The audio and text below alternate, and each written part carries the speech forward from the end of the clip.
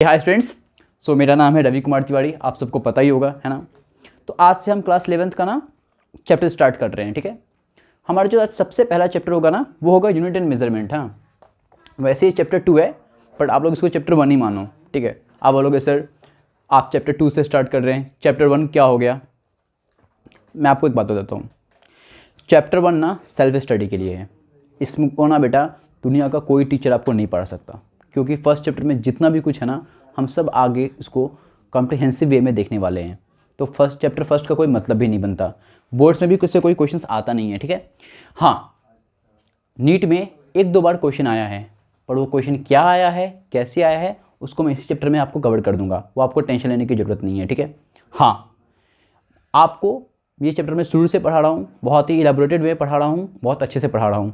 आप लोग को यहाँ ध्यान देना है और मेरे पे ट्रस्ट करना है, ठीक है। ट्रस्ट होना बहुत ज़्यादा ज़रूरी है। अगर मेरे पे आपको ट्रस्ट नहीं है, आप वीडियो अभी बंद कर दो और चले जाओ। अगर ट्रस्ट है तभी पूरा देखना, क्योंकि ना बेटा अगर टीचर स्टूडेंट के बीच में ट्रस्ट नहीं होगा तो आपको लगेगा कि मैं जो पढ़ा रहा हूँ ना वो उस लायक नहीं है, कुछ ना कुछ कम पढ़ रहा है, ठीक है। और जब मन में ऐसा संदेह होता है तो मैं कितना भी अच्छा पढ़ा दूँ आप पढ़ नहीं पाओगे, ठीक है। पर मैं आपको एक बात बता दूँ, मैं आपको जो पढ़ाने वाला हूँ ना ये बोर्ड्स, नीट, जेईई मेंस तीनों के लिए इनफ है। एडवांस के लिए भी आप 80% सिलेबस में कवर कर दूंगा, 20% सिर्फ पेड यूजर्स के लिए जो ऑफलाइन पढ़ते हैं, ठीक है। तो मैं एडवांस का भी 80% में से कवर कर दूंगा, ठीक है। चलिए, तो सबसे पहले बात आती है बेटा फिजिकल क्वांटिटी की। किसकी? Physical quantity. अच्छा, फिजिकल क्वांटिटी में से पहले भी ना मैं आपको बताता हूँ यूनिट्स एंड मेजरमेंट का मतलब क्या होता है। देखिए, यूनिट क्या होता है, यूनिट को इसको हम इजी वे में ऐसे समझा सकते हैं, ठीक है बेटा। अगर कोई आपसे पूछेगा ना what do you mean by unit, तो आप उसको ना ऐसे समझा सकते हो कि यूनिट कुछ नहीं है बेटा, या फिर यूनिट कुछ भी नहीं है। यूनिट बस किसी भी फिजिकल क्वांटिटी के ना मैग्नीट्यूड के आगे लगता है, ठीक है, और वो उसकी ना वैल्यू को बताता है। ईजी वे में बोले ना तो वो किसी भी फिजिकल क्वांटिटी की औकात को बताता है। अब बोलोगे हैं सर क्या बोल रहे हो, एक काम करते हैं, रुको, इसको हम अच्छे समझते हैं। पहले हम फिजिकल क्वांटिटी पढ़ते हैं, बाद में यूनिट्स पढ़ेंगे, ठीक है। कोई आपसे पूछेगा what do you mean by physical quantity, physical quantity का मतलब क्या है। तो ऐसा कोई भी क्वांटिटी जिसको आप मेजर कर सकते हो वो क्या है, फिजिकल क्वांटिटी है, ठीक है। तो इसको हम अच्छे से लिखते हैं, anything that can be measured, ठीक है बेटा। कोई भी ऐसा चीज समझ में आएगी नहीं, ठीक है। एनीथिंग मतलब क्या, कोई भी ऐसा quantity, anything that can be measured is called physical quantity. कोई भी ऐसा क्वांटिटी जिसको आप मेजर कर सकते हो उसको हम क्या बोलते हैं बेटा, बोलिए तो फिजिकल क्वांटिटीज बोलते हैं, ठीक है। अच्छा, अब आप बोलोगे एग्जाम्पल क्या है इसके, सर आप इसके एग्जाम्पल दीजिए। तो इसके एग्जाम्पल बहुत सारे हो सकते हैं, फिजिकल क्वांटिटी का एग्जाम्पल बहुत सारा है। जैसे कि फॉर एग्जाम्पल स्पीड को हम मेजर कर सकते हैं, है ना, हम डिस्टेंस को मेजर कर सकते हैं, हम टाइम को मेजर कर सकते हैं। तो कहने का मतलब है आज के बाद कोई भी आपसे पूछेगा कि फिजिकल क्वांटिटी क्या होता है, तो यहां लिखोगे आप anything that can be measured, और इसको आप ऐसे भी लिख सकते हो any quantity that can be measured is called physical quantity, ठीक है।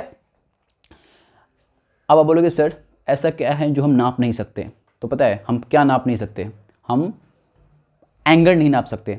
मान लो तुम्हें गुस्सा आया है, किसी आदमी पे कितना गुस्सा आ रहा है तुम बता सकते हो, सर मुझे 5 kg गुस्सा आ रहा है, ऐसे बता सकते हो क्या, आप नहीं बता सकते, ठीक है। तो वो फिजिकल क्वांटिटी नहीं है। आप अपने पेरेंट्स को कितना प्यार करते हो, है ना, ये भी आप बता नहीं सकते कभी। ये भी क्या है, ये भी फिजिकल क्वांटिटी नहीं है। क्यों नहीं है, क्योंकि आप मेजर कर ही नहीं सकते आप कितना प्यार करते हो। आप अपने बाबू सोना से कितना प्यार करते हो, आप ये भी मेजर नहीं कर सकते। कर सकते हो? आपको तो ये भी लगता होगा ना कि आपकी एक्स आपको प्यार करती थी बहुत सारा, नाप पाए उसका मेजर? अगर नाप पाते तो बेटा वो तुम्हारी काट के नहीं जाती, समझ में आएगी नहीं। तो जो भी है, तो कोई भी चीज़ जिसको आप मेजर नहीं कर सकते वो फिजिकल क्वांटिटी नहीं है, और जिसको आप मेजर कर सकते हो वो क्या है, फिजिकल क्वांटिटी है, ठीक है बेटा। यहाँ तक आपको समझ में आ गया होगा, ठीक है। अच्छा, अब हम ना किसी भी फिजिकल क्वांटिटी को ना 2 पार्ट्स में डिवाइड करते हैं, ठीक है। किसी भी फिजिकल क्वांटिटी को ना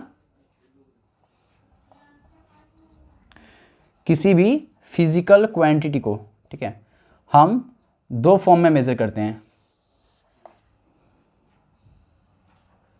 ठीक है। अब आप पूछोगे सर वो कौन कौन सा है, ठीक है। तो पहला है on the basis of direction. किस बेसिस पे? हम उसको दो पार्ट्स में डिवाइड करते हैं। पहला है on the basis of direction, direction के बेसिस पे, और दूसरा क्या है, on the basis of their dependency, on the basis of their dependency. ठीक है, इन दो चीज़ों पे हम उसको मेज़र करते हैं। ठीक है, उनके डायरेक्शन के बेसिस पे, उनके डिपेंडेंसी के बेसिस पे। ठीक है, इन दो चीज़ों के ऊपर हम क्या करते हैं, किसी भी फिजिकल क्वांटिटी को हम मेज़र करते हैं। ठीक है, ये आपको पता होना चाहिए, अच्छे से पता होना चाहिए। ठीक है, अब आप बोलोगे सर डायरेक्शन के बेसिस पे हम उसको कैसे डिवाइड करते हैं या फिर डिपेंडेंसी के बेसिस पे कैसे डिफाइन करते हैं, आप मुझे बताइए। तो ठीक है, इसको मैं आपको डिफाइन करता हूँ। ठीक है, अगर मैं बात करूँ डायरेक्शन के बेसिस पे, तो हम किसी भी फिजिकल क्वांटिटी को तीन पार्ट्स में डिवाइड करते हैं। कौन कौन से? एक है आपका स्केलर, स्केलर क्वांटिटी क्या होता है ये भी बताऊंगा। ठीक है बेटा। दूसरा क्या है, वेक्टर क्वांटिटी, वेक्टर क्वांटिटी। और तीसरा क्या है, तीसरा है आपका टेंसर क्वांटिटी। ठीक है, तो ये तीन टाइप का आप फिजिकल क्वांटिटी को इन तीन फिजिकल क्वांटिटी को आप इन तीन बेसिस पे आप इसको डिफरेंशिएट कर सकते हो। ठीक है, अच्छा अगर आप डिपेंडेंसी की बात करो तो आप उसको दो पार्ट्स में डिवाइड करते हो, fundamental quantity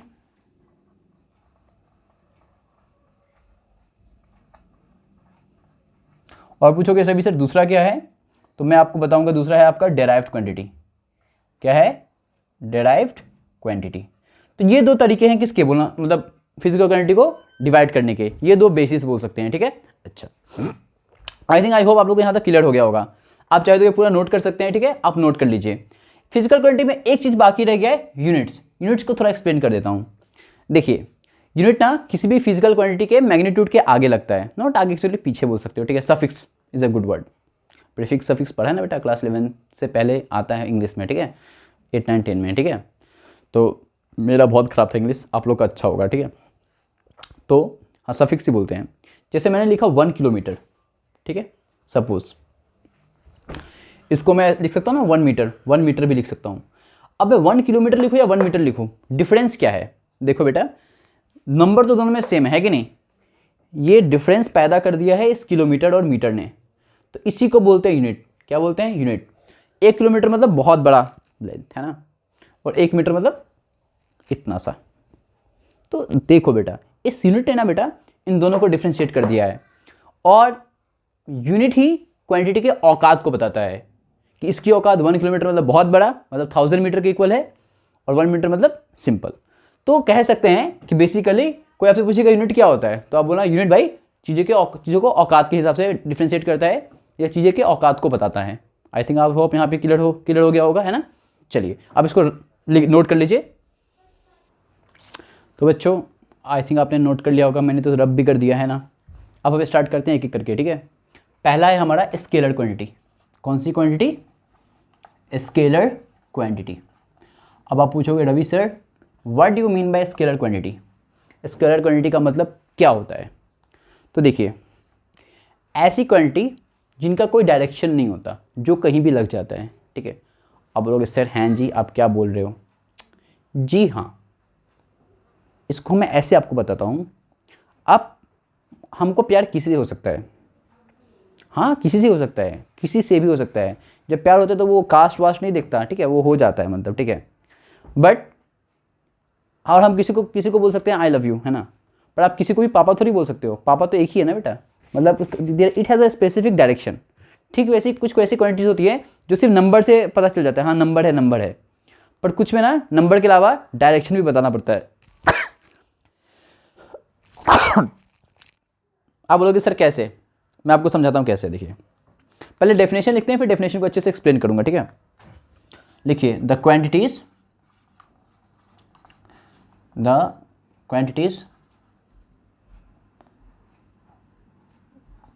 for their complete specifications only magnitude is required। Pen क्यों नहीं चल रहा बच्चों आज? और चलिए शिवम सर एक देखिए तो रेड पेन है क्या? एक और रेड पेन है पर ये भी शायद काम नहीं करता है ना बच्चों? और काम कर रहा है, सॉरी। तो हम ये वाला स्टेटमेंट बंद करते हैं, है ना। The quantities for the complete specification only magnitude is required, ठीक है। Such quantities are called, such quantities are called scalar quantity, ठीक है। तो कहने का मतलब है ऐसी क्वांटिटीज जिनको कंप्लीटली डिस्क्राइब करने के लिए, जिनको अच्छे से एक्सप्लेन करने के लिए सिर्फ क्या चाहिए, सिर्फ मैग्नीट्यूड चाहिए, नो डायरेक्शन। अब आप बोलोगे सर हमको अभी भी समझ में नहीं आ रहा है, तो फिजिक्स से कुछ चीज़ें ना बेटा एग्जाम्पल देके क्लियर होती हैं। मैं आपको एग्जाम्पल देता हूँ, फॉर एग्जाम्पल, ठीक है। अच्छा, फॉर एग्जाम्पल हम मास की बात करते हैं, हम बात करते हैं डिस्टेंस की, हम बात करते हैं टाइम की। तो ये सब जो चीज़ें हैं ना बेटा, ठीक है, वैसे फंडामेंटल भी होती हैं। फंडामेंटल क्या होता है बाद में बताऊंगा, ठीक है। तो ये सब जो, जैसे मैंने बोला किसी आदमी का मास है 5 kg, यार 5 kg मतलब 5 kg, 5 kg उसका मास है। वो मास नीचे होगा, ऊपर होगा, छत के ऊपर होगा, नॉर्थ में होगा, साउथ में होगा, हमको घंटा फर्क नहीं पड़ता बेटा, कुछ फर्क नहीं पड़ता, ये मास कहीं भी हो, ठीक है। लेकिन मैं वहीं अगर लिखता हूँ, सपोज आप अपने पोजीशन से देखो, सपोज मैं एक बात बोलता हूँ, आपको मैंने कहीं खड़े होने के लिए बोला, आप अपने जगह से डिस्प्लेस हो गए, तो आप अपने प्लेस से आगे भी जा सकते हो, पीछे भी जा सकते हो, कहीं भी साइड में, ईस्ट में भी जा सकते हो, वेस्ट में भी जा सकते हो, है कि नहीं। तो मैं आपसे अगर बोलूँ, अगर कोई मुझे बोलेगा कि अच्छा बताओ, आपने उस बच्चे को यहाँ खड़े होने के लिए बोला था, वो साइड हो गया, कितना डिस्टेंस साइड हुआ है, मैं बोलूँगा वो अपने पोजीशन से 1 मीटर साइड हुआ है। क्या ये बात सही है? नहीं सही है। क्यों? क्योंकि आप 1 मीटर तो इस साइड भी हो सकते हो, इस साइड भी हो सकते हो, है कि नहीं। तो मुझे बताना पड़ेगा कि वो 1 मीटर नॉर्थ में हुआ है, साउथ में हुआ है, वेस्ट में हुआ है या फिर ईस्ट में हुआ है। अगर मैं ऐसे बता देता हूँ तो सही है, पर मैं बोलता हूँ सिर्फ 2 मीटर, तो इट्स नॉट गुड। बट अगर वही मैं आपसे पूछता हूँ कि वो आपने एक बच्चे को वहां पे खड़े होने के लिए बोला था, वो कुछ डिस्टेंस मूव कर गया है, आप बताइए वो कितना मूव किया है। कोई मुझसे पूछेगा कितना मूव किया है, तो आप किसी भी डायरेक्शन में मूव करो, मुझे क्या फर्क पड़ता है। मैं तो बोलूंगा ठीक है आप 1 मीटर मूव किए हैं, बट वही क्वेश्चन को मुझसे पूछेगा कि उस बच्चे का पोजीशन बताओ, तो उस केस में क्वेश्चन चेंज हो गया। देखो आप फिर से एक बार सुनो, क्या हुआ है, मैंने आपको यहां पे, मान लो मैंने आपको यहां खड़े होने के लिए बोला, ठीक है, सपोज यहां पे खड़े होने के लिए बोला, आप यहां पे आ गए, आपने 1 मीटर ट्रेवल कर लिया, ठीक है। अब इसी क्वेश्चन को मैं 2 टाइप से पूछ सकता हूं। मैं आपसे पूछ सकता हूं बताओ इस बच्चे का पोजीशन क्या है। तो अब अगर मैंने क्वेश्चन पूछ दिया कि इस बच्चे का पोजीशन क्या है इस पॉइंट से, तो आपका बोलना पड़ेगा ये बच्चा इस पोजीशन से ना 1 मीटर कहां है, वेस्ट की तरफ है।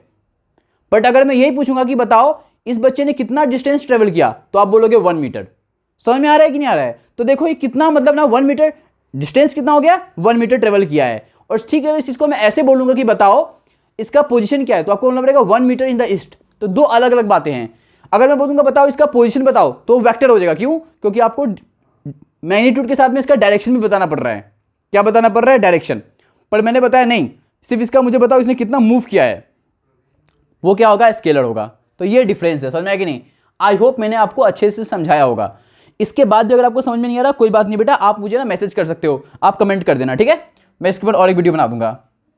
वर्क टाइम हो गया, वर्क हो गया, एक्सेट्रा, ठीक है। ये तो आपका फिजिकल क्वांटिटी हो गया। क्या हो गया बेटा बोलिए तो? Physical quantity. अब देखते हैं वेक्टर क्वांटिटी क्या होता है। कौन सी क्वांटिटी? Vector quantity. हाँ, बोलोगे Ravi sir what do you mean by vector quantity, ठीक है। तो वेक्टर क्वांटिटी ऐसे लिख सकते हैं, such the quantities for their complete specification, the quantities for their complete specification only, क्या चाहिए? only, sorry, both ऐसी क्वांटिटी जिनको कंप्लीटली डिस्क्राइब करने के लिए, बोथ, ये बोथ है। हाँ बच्चों, मेरी हैंडराइटिंग थोड़ी खराब आ रही है। बोथ मैग्नीट्यूड, क्या चाहिए? Both magnitude and direction is required. Both magnitude and direction is required. Are you getting that? To describe any type of physical quantity, if you need both magnitude and direction, then it is called your vector quantity. Okay, but if only magnitude is required, then it is called your scalar quantity. So such quantities are called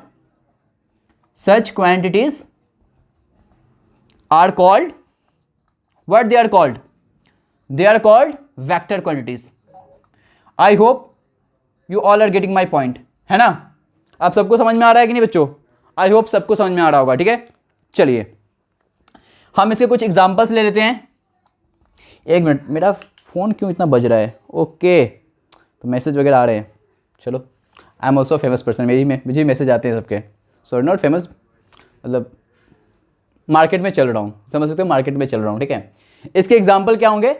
इसके example होंगे आपके, पता है कौन से? Displacement, force, velocity. कोई ना इसको वेलोसिटी पढ़ता है, वेलोसिटी नहीं होता बेटा, ठीक है, इट्स वेलोसिटी, हाँ वेलोसिटी, एक्सीलरेशन, ठीक है, एक्सेट्रा।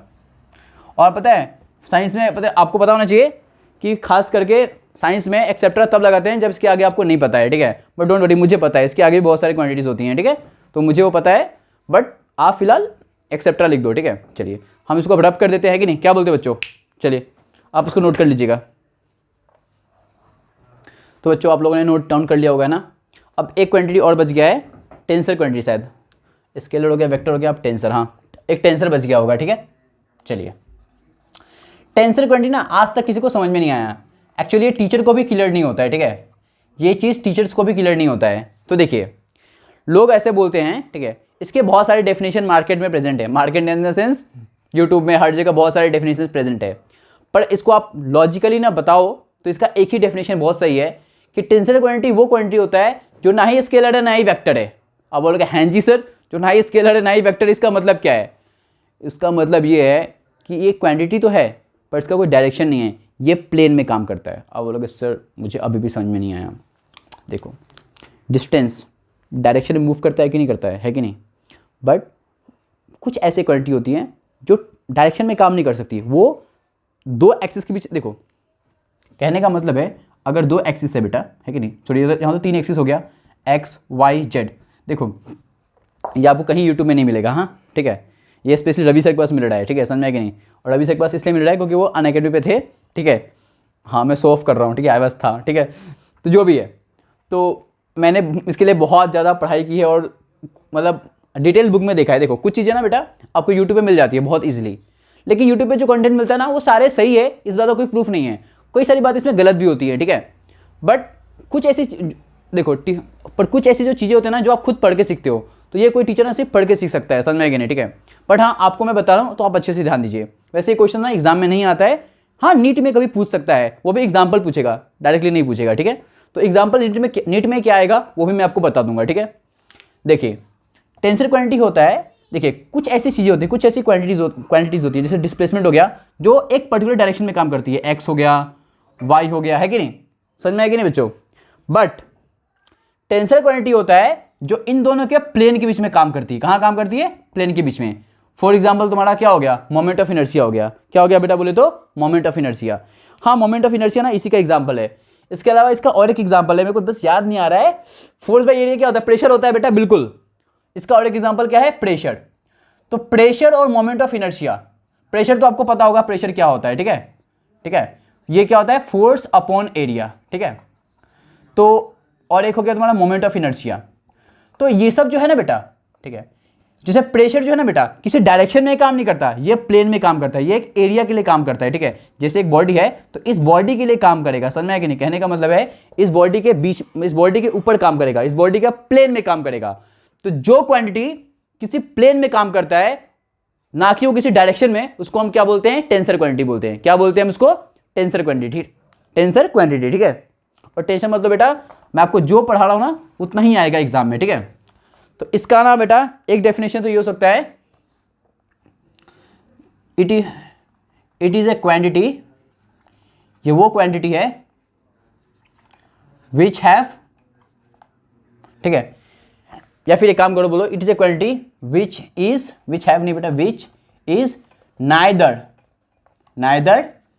स्केलर नॉर वेक्टर, जो ना ही स्केलर है ना ही क्या है बेटा बोलो तो वेक्टर है, समझ में आया कि नहीं? ठीक है, अच्छा समझ में आया कि नहीं? ना ही वो स्केलर है ना ही क्या है बेटा वेक्टर है, समझ में आया कि नहीं? और